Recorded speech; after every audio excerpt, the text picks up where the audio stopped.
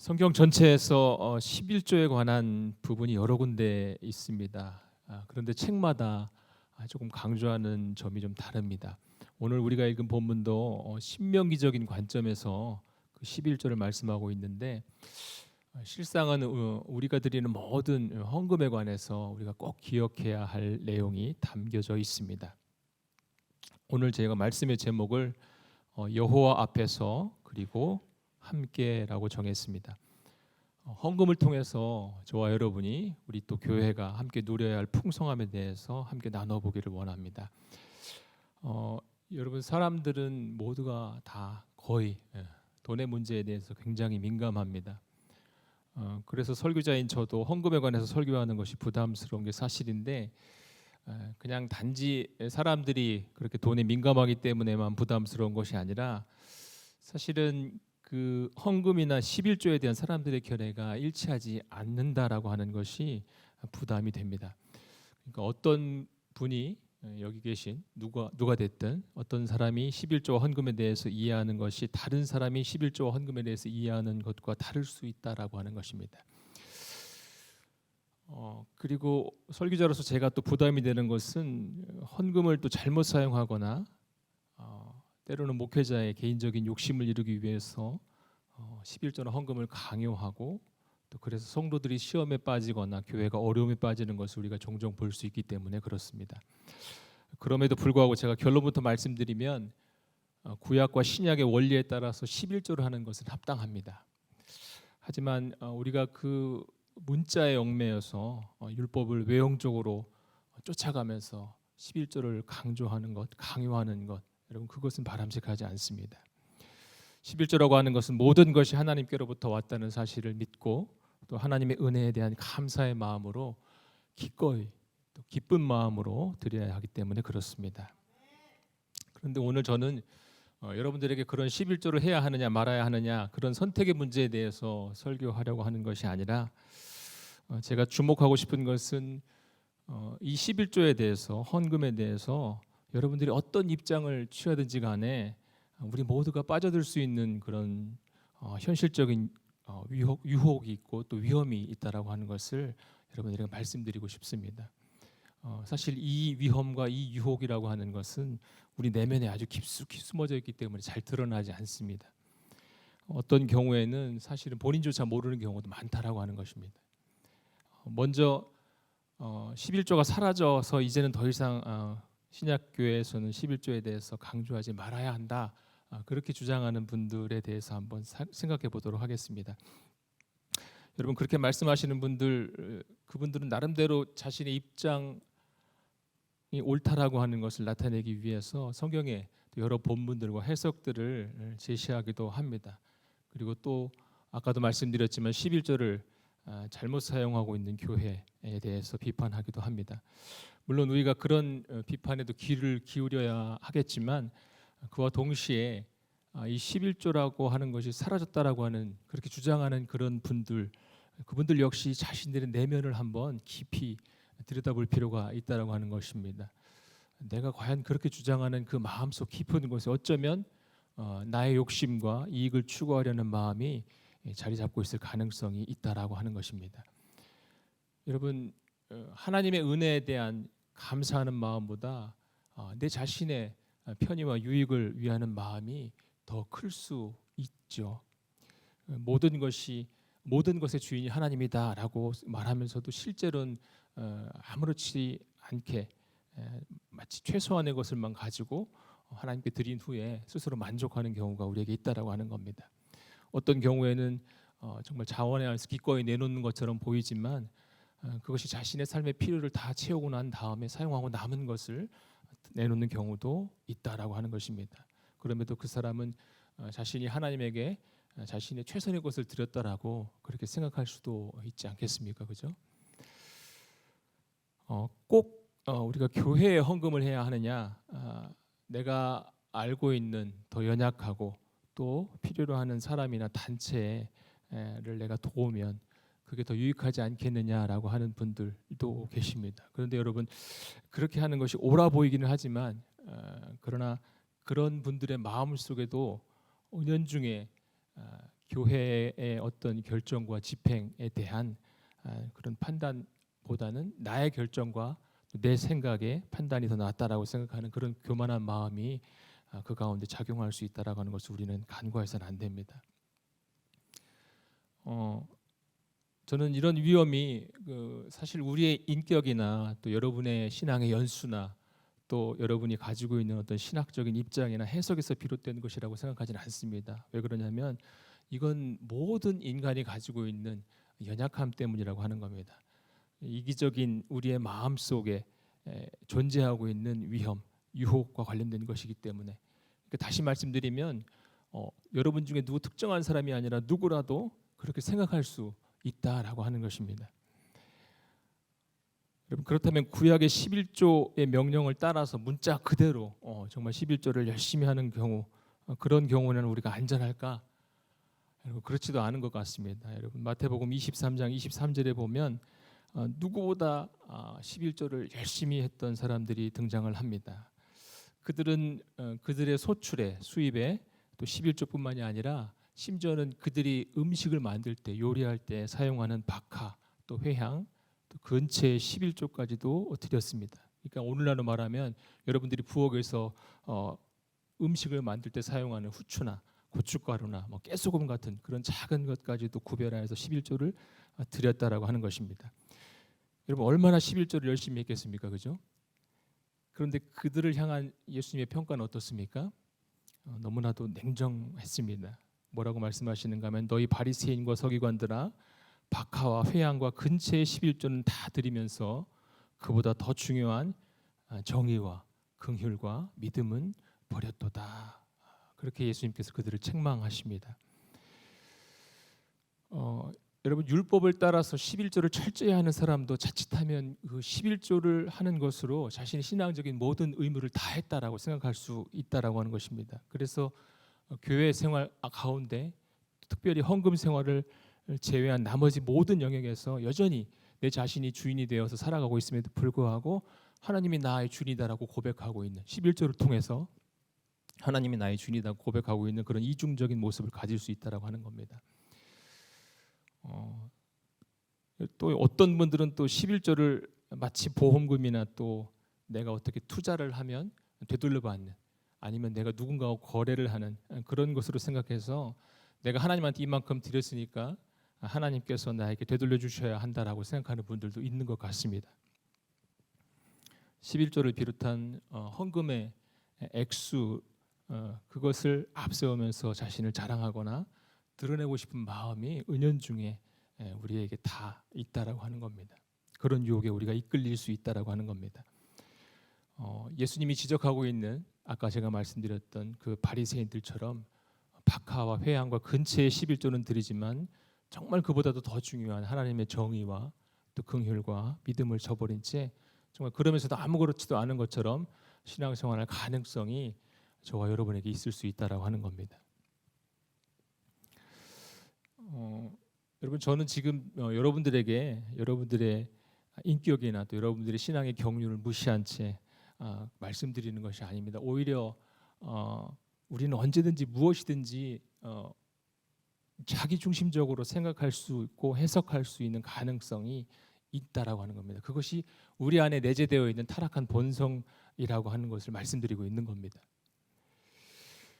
그래서 우리가 가장 경계해야 하는 것이 무엇일까? 그건 바로 그리고 또 우리를 가장 위험하게 만드는 우상이 무엇일까? 그건 바로 다름 아니라 나 자신이라고 하는 우상입니다. 나 자신이라고 하는 이 우상은 우리의 헌금 생활에도 동일하게 적용될 수 있다라고 하는 겁니다. 오늘 본문에서 보면 하나님께서는 이스라엘 백성들에게 11조는 반드시 여호와께서 그 이름을 두시려고 택하신 곳에서 드려야만 한다라고 명령합니다. 그리고 그곳으로 가는 길이 멀어서 또는 험해서 어려워서 토지의 소산의 11조를 가지고 가기 어려우면 그것을 돈으로 바꾸어서 그 돈을 가지고 와서 다시 원하는 재물을 구하고 바쳐야 한다. 또 매 3년 끝에는 그 소산의 11조를 다 저축하였다가 분깃이나 기업이 없는 레위인들 또 그리고 성중에 거하는 과부들을 배부르게 하는 곳에 사용해야 한다라고 말씀합니다. 이스라엘 사람들이 하나님께 11조를 드려야 했던 것은 토지의 소산이라고 되어 있으니까 지금은 농경 사회가 아니어서 우리들이 그런 본문에 얽매일 필요는 없다라고 생각할 수 있겠지만, 여러분 이때 당시에 이스라엘 백성들 땅의 소산으로만 살아갈 수밖에 없었던 그들에게는 토지의 소산이라고 하는 것은 그들의 재산의 일부가 아니라 그들의 삶의 전부였다라고 하는 것입니다. 그러므로 그 토지의 소산의 10분의 1을 하나님께 드린다라고 하는 것은 모든 것이 하나님으로부터 말미암았고 또 하나님께로 돌아가야만 한다라고 하는 그들의 신앙 고백이라고 하는 겁니다. 여러분, 그리고 이 신앙 고백은 우리의 모든 삶의 영역에도 동일하게 적용되어야 합니다. 우리 또한 하나님의 절대 주권과 다스림을 인정하고 또 그로 말미암아서 그 하나님을 믿고 의지하고 살아가는 그런 삶의 자세와 태도가 필요하다라고 하는 것입니다. 여러분, 우리가 믿는 믿음이라고 하는 것, 우리가 신앙하는 교회 생활이라고 하는 것, 신앙생활이라고 하는 것, 그건 그저 그냥 주일날 한번 와서 예배드리고 가는 그런 종교 의식이 아니라고 하는 겁니다. 우리가 하나님을 믿고 따른다라고 하는 것, 그리고 내가 하나님의 다스림을 받는다라고 하는 것, 여러분 그것은 우리의 삶이라고 하는 것입니다. 저는 이제 오늘 본문을 통해서 우리들이 그렇게 하나님께 드리는 그런 11조와 헌금이 하나님이 나를 다스리시고 계시고 내가 나의 모든 것이 그 하나님으로부터 말미암았고 또 하나님께로 돌아갈 것이다라고 하는 이 고백이 우리의 삶 가운데서 왜곡되거나 또는 그 본질을 벗어나서 정말 그 원래의 목적과 의도를 잃어버리고 혼돈되는 경우가 있다라고 하는 것을 한번 여러분과 나눠보기를 원합니다.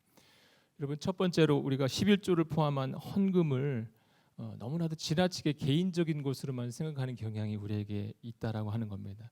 그러니까 내가 헌금하고 내가 은혜를 누리고 내가 만족하면 다 된다. 여러분 그렇게 생각한다라고 하는 것이죠. 과연 그게 맞을까? 여러분, 오늘 본문 26절에 보면 11조를 드리는 현장을 이렇게 묘사하고 있습니다. 한번 제가 읽어드릴게요. 거기 내 하나님 여호와 앞에서 너와 내 권속이 함께 먹고 즐거워할 것이다. 본문이 말하고 있는 권속이라고 하는 것은 그저 우리의 가족, 남편과 아내, 자녀들만 의미하는 것이 아니라 그와 함께 거하고 있는 심지어는 그들의 종, 나그네와 개까지를 다 포함하는 것입니다. 그러니까 그 11조가 드려지고 있는 그 현장에서 모든 식구들, 종을 포함한 나그네까지 함께 그 축제 11조의 헌금의 즐거움에 참여하고 있다라고 하는 것입니다.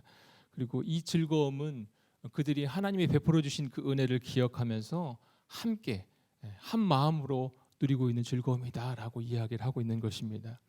그러니까 내가 헌금하고 내가 은혜를 받고 내가 누린다라고 하는 것을 넘어서서 믿음의 공동체인 교회가 우리가 드려진 그 모든 드림과 헌금을 통하여서 하나님이 주시는 그 구원의 은총과 은혜를 함께 누린다라고 하는 의미가 본문 속에 우리의 헌금과 11조 속에 담겨 있다라고 하는 말입니다.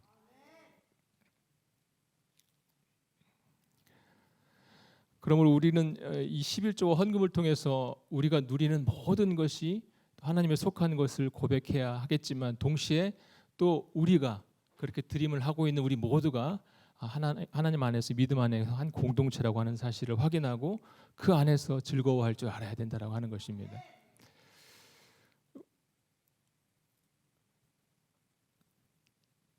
여러분, 11조와 헌금을 우리가 드릴 때 또 빠져들 수 있는 두 번째 유혹과 위험은 무엇인가 하면 우리가 11조와 헌금을 드릴 때 그것이 우리 삶의 형통과 또 축복의 조건 또 수단이 된다라고 믿는다고 하는 것이죠.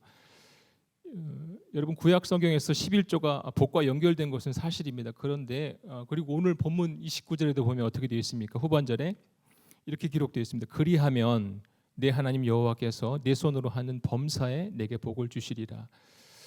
언뜻 보면 11조 헌금이라고 하는 것이 나에게 주어진 하나님의 축복과 연결되어 있는 것처럼 보이지만 여러분, 사실 이것은 복의 조건으로서 11조를 우리에게 말씀하고 있는 것이 아닙니다. 그러니까 내가 11조를 하면 복을 받는다라고 말하는 것이 아니라 11조를 통해서 10의 1을 가지고 너희들이 고아나 과부나 객이나 너희 성중에 우거하는 모든 사람들과 함께 나누면서 즐길 때, 그렇게 하나님의 율법이 올바르게 너희들 가운데서 시행되어질 때, 그럴 때 하나님께서 너희들에게 너희들을 지켜주시고 너희들과 함께 하시겠다라고 하는 그 약속의 의미가 담겨 있다라고 하는 것입니다. 그래서 본문에 보면 3년마다 드려지는 그 11조를 통해서 어떻게 하라고 되어 있습니까? 기업이 없는 레위인들이나 이방 나그네와 또 고아와 과부들을 돌보라고 말씀하고 있는 겁니다.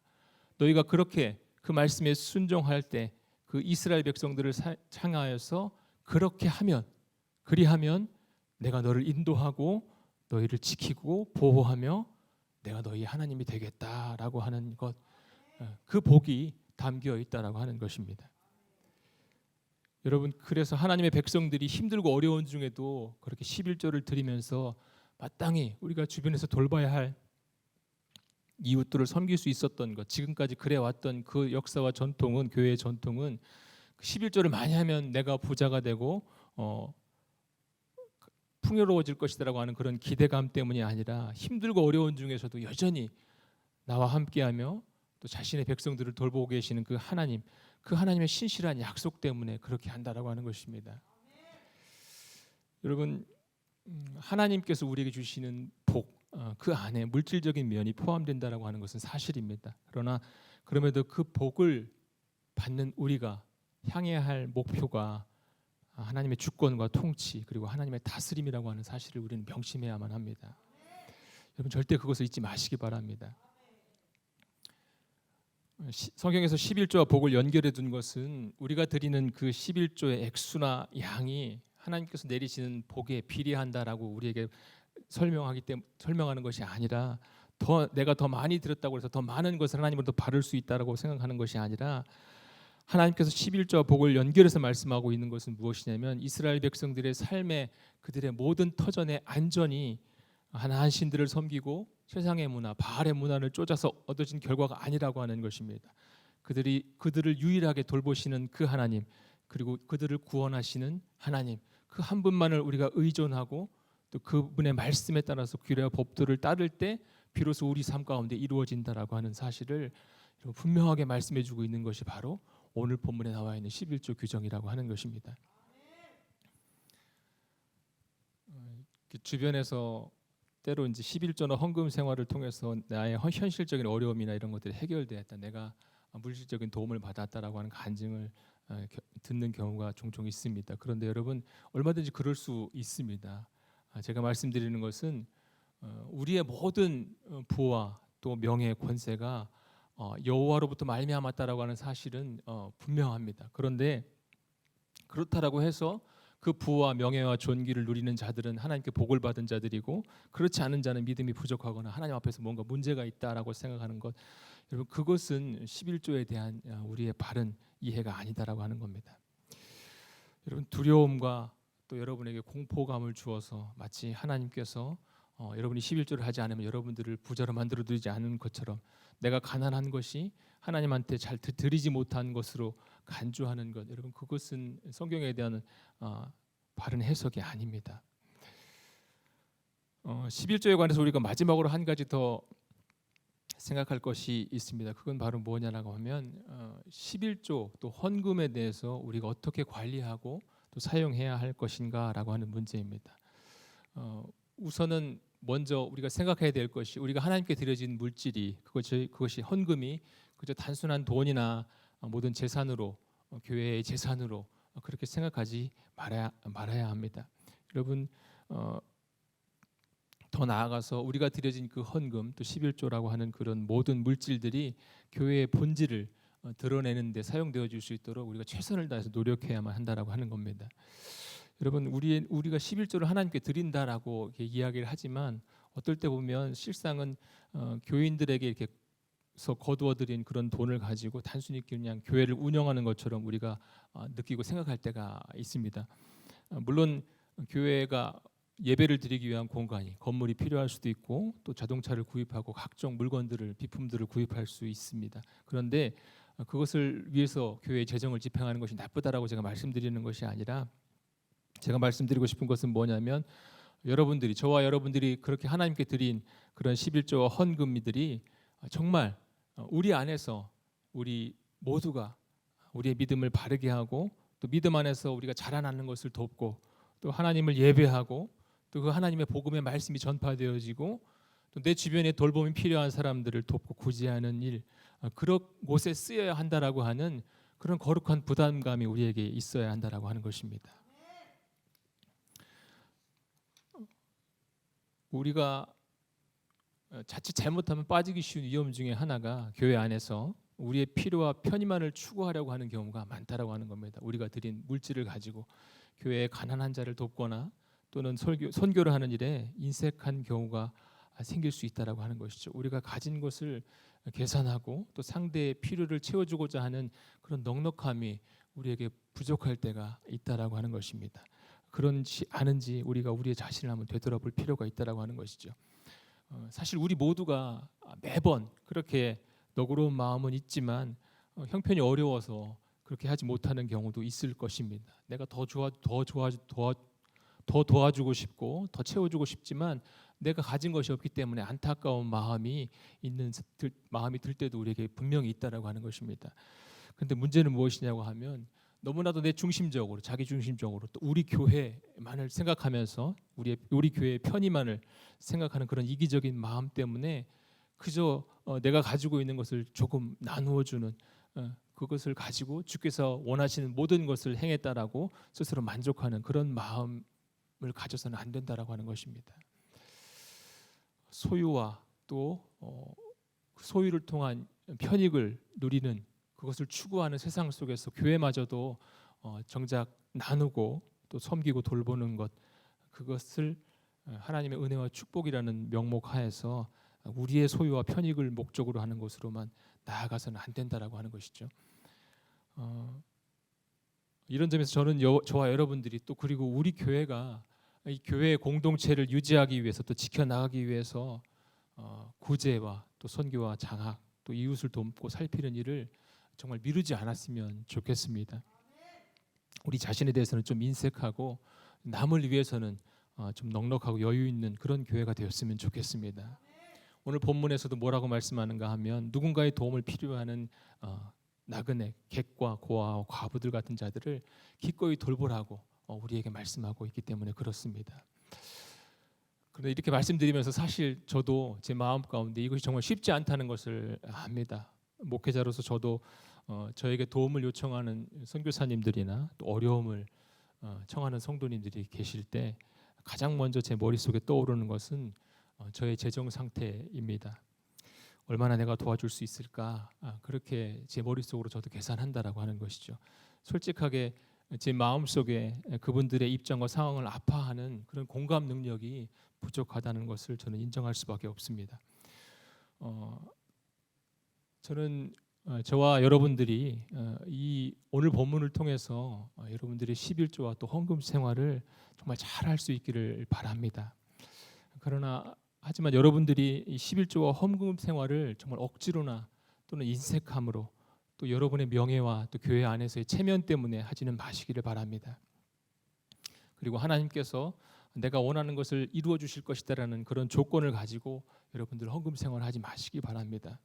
모든 것이 하나님께 속해 있고 또 모든 것이 하나님으로부터 말미암았으며 하나님이 지금도 그런 나를 사랑하신다는 그 사랑의 고백으로부터 여러분의 헌금 생활이 시작될 수 있기를 저는 원합니다. 여러분 자신의 유익만을 추구하는 그런 이기적인 마음을 다 내려놓고 서로를 돌봄으로써 교회 공동체가 세워져 가는 또 그렇게 됨으로 말미암아서 함께 우리가 구원의 기쁨과 즐거움을 누리는 그런 기대를 우리가 잊지 말고 살아갔으면 좋겠습니다.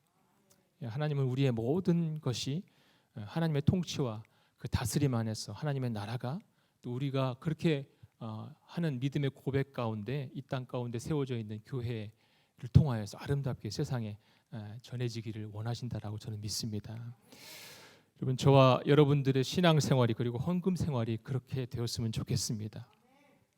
내 머리로 미리 계산하고 주판을 튕기는 것이 아니라 주님이 나를 사랑하시기 때문에 그리고 그분이 나와 함께 하시기 때문에 또 그분이 나를 지금도 인도하시기 때문에 더 나아가서 그분이 절대로 나를 포기하지 않을 것이기 때문에 여러분 그 사랑을 또 내가 누군가에게 나누어 주어야 한다라고 하는 그런 거룩한 부담감 그 부담감이 우리의 삶을 이끌어가고 저와 여러분의 믿음 생활과 헌금 생활을 하는 힘이 되었으면 좋겠습니다. 하나님께서 저와 여러분들을 사랑하십니다. 그리고 저와 여러분들은 오늘도 여전히 인도해 가실 것입니다. 그 하나님의 사랑을 힘입어서 오늘 하루도 믿음으로 살아가는 저와 여러분이 되기를 주님의 이름으로 축원합니다. 기도하겠습니다. 감사하신 주님, 우리를 사랑하시고 인도하시며 또 함께하길 원하셔서 그리고 우리를 통해 하나님의 사랑이 또 누군가에게 전해지길 바라시며 말씀해 주셨사오니 우리를 향한 그 음성에 반응하며 순종하는 저희들이 되게 하여 주시옵소서. 하나님이 원하시는 모습으로 삶의 모든 자리에서 믿음의 선한 싸움을 싸우며 하나님의 백성으로서 거룩한 사명을 잘 감당하도록 역사하여 주시옵소서. 감당할 수 없는 삶의 무게 속에서도 우리의 이기적인 마음을 내려놓고 서로를 돌봄으로 인해 구원의 즐거움을 함께 누리는 사랑하는 우리 중앙교회 되게 하여 주시옵소서. 우리 계속해서 우리 교회 가장 중요한 기도 제목 한 가지만 더 집중해서 기도한 후에 오늘 말씀 생각하시면서 가지고 나온 기도 제목 가지고 자유롭게 기도하다가 돌아가시겠습니다. 중앙교회는 예배당 건축을 진행하고 있습니다. 모든 것을 주관하시는 주님, 오직 하나님께 영광이 되는 건축이 되게 해주시고 모든 성도의 기쁨과 감격이 되며 지역사회를 섬기고 소통하는 건축, 다음 세대를 세우며 세계 선교에 쓰임받는 건축이 되게 하여 주시옵소서. 시공사를 통하여 안전한 건축이 이루어지도록 우리 모두 다 함께 소리내어서 통성으로 기도하겠습니다. 감사하신 주님, 우리 교회 예배당 건축을 허락해 주심에 감사합니다. 모든 성도의 기쁨이 되며 건축하는 모든 과정에서 한 마음을 이루어서 협력하고 헌신할 수 있도록 하나님 우리의 마음을 성령으로 충만하게 채워주시옵소서. 우리 교회가 건축을 통하여 하나님의 영광만을 바라보며 건축하는 기간에 주님의 뜻에 따라 중앙의 모든 성도가 거룩한 믿음의 성전을 이루어가게 하여 주시옵소서. 우리 교회가 지역사회와 빛과 소금이 되게 하시고 많은 영혼이 우리 교회를 통하여 예수님을 발견하는 구원의 역사가 있게 하여 주시옵소서. 무엇보다 중앙교회가 지역사회와 소통하게 하시고 예수 그리스도를 알지 못하는 불신자들을 구원할 수 있는 생명의 터전이 되게 하여 주시며 중앙교회 예배당 건축이 믿음의 다음 세대를 길러내는 교육의 현장이 되게 하여 주시옵소서. 중앙교회 다음 세대가 하나님 나라의 소망임을 깨달아 부르심의 자리에서 소명의 충실을 감당할 수 있도록 좀 도와주시고 성경적인 가치관과 기독교적 세계관을 가진 세상을 변화시키는 주님의 자녀들이 다 될 수 있도록 주님 역사하시고 인도하여 주시옵소서. 하나님의 은혜 가운데 아름다운 성전이 세워져 중앙의 모든 성도가 그곳에서 하나님을 만나고 하나님의 영광을 직접 눈으로 목격하는 놀라운 은혜가 임하게 하시며 또한 건축과 시공을 맡은 회사가 이러한 하나님의 사역에 함께 참여하여 동일한 은혜를 입게 하여 주시옵소서. 안전한 건축이 진행되도록 순적하게 모든 과정을 인도하여 주시고 하나님께서 비롯된 모든 그 기쁨을 우리의 삶 가운데 있는 영원한 기쁨이 될 수 있도록 인도해 주시옵소서.